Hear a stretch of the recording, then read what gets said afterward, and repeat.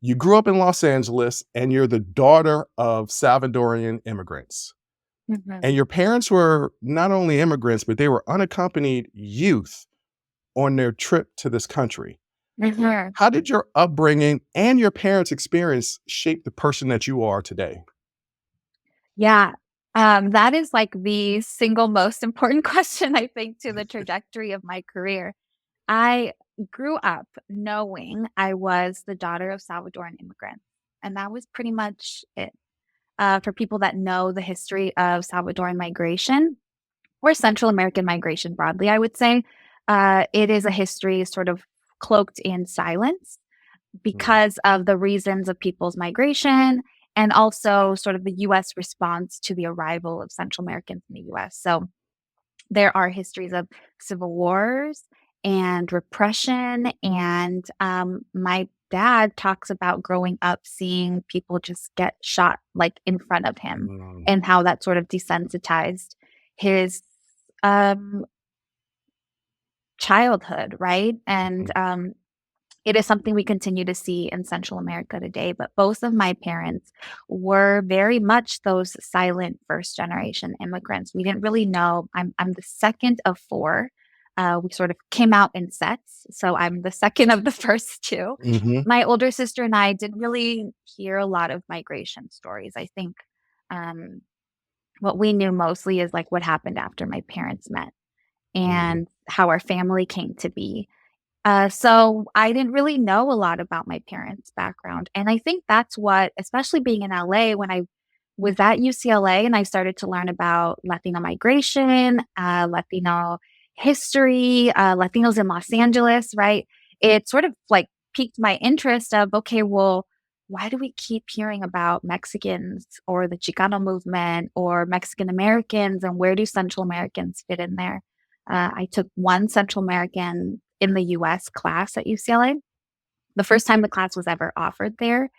And it was sort of my little pocket of the migration world. mhm. It sort of set me on a trajectory of research on Central American youth, which was I was interested in like myself, like I wanted to know how did my parents' history shape who I am, what I do.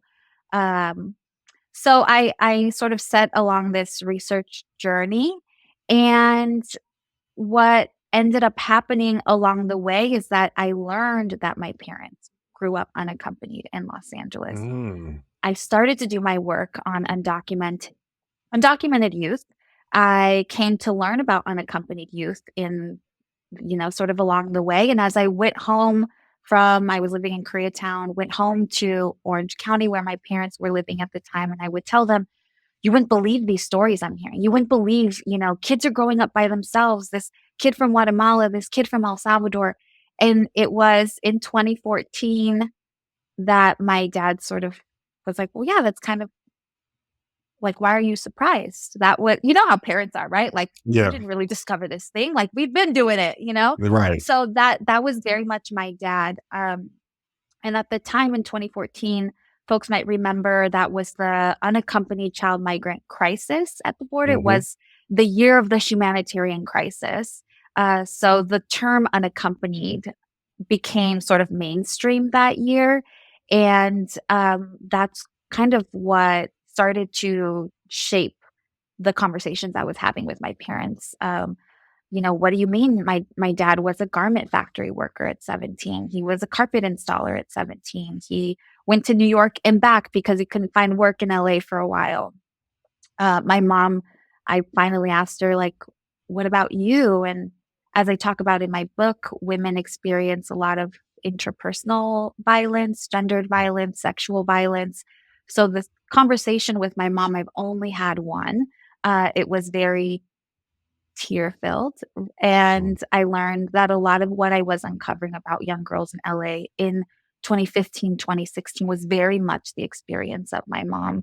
Um, so it didn't necessarily, their experience didn't inform my interest in the topic, but it did feel full circle when I realized, oh, I am uncovering the story of my family by studying unaccompanied children from Central America or Latin America to Los Angeles.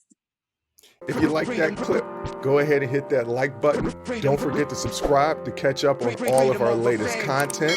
Don't forget to hit the notifications button when you do subscribe so you can get updated every time we release content. We release content every day, whether it's an actual show or clips from the shows.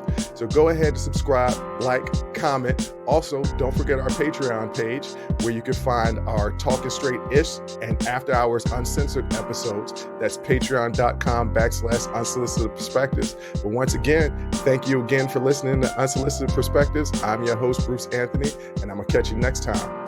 I'll holla.